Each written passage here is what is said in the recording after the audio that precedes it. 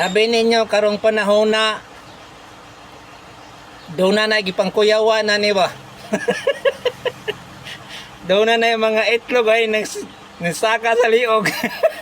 Kung matinood manggaling ning chismis diri sa social media nga ang kahimtang ni BBM inguna na murag naloko na gini.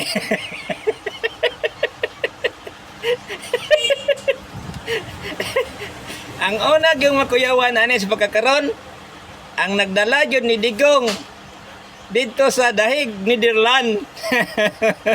Wag na siya ang unahon siguro. Kaning mga malita-malita, walahin na lang na kay iya man na sa mga katauhan dili man na personal.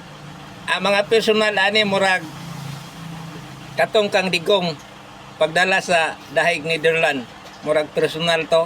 Pero about ani mga flood control, murag dili ra gyud sa personal kay taong bayan mang involved ani kay kwarta man di sa mga tao. So, paulahi lang jud siguro na.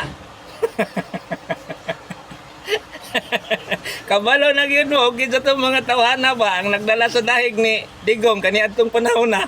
Nya si Digong ra ba karon wa pagyud kagawas, dagan pagyud kaayo mga tao nga nag-ampo nga makagawas unta siya buhi. Pero ang uban pod kay maingon mo pod nga ay sa grapon naman na sa ibutang. Okay lang, basta magkauli.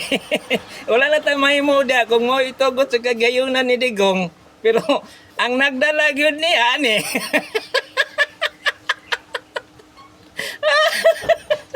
Wow na ni Ron. Nilado na mga itong mga tao nga nagdala niya sa Dahig. Naara magito sa una-una ni Vice.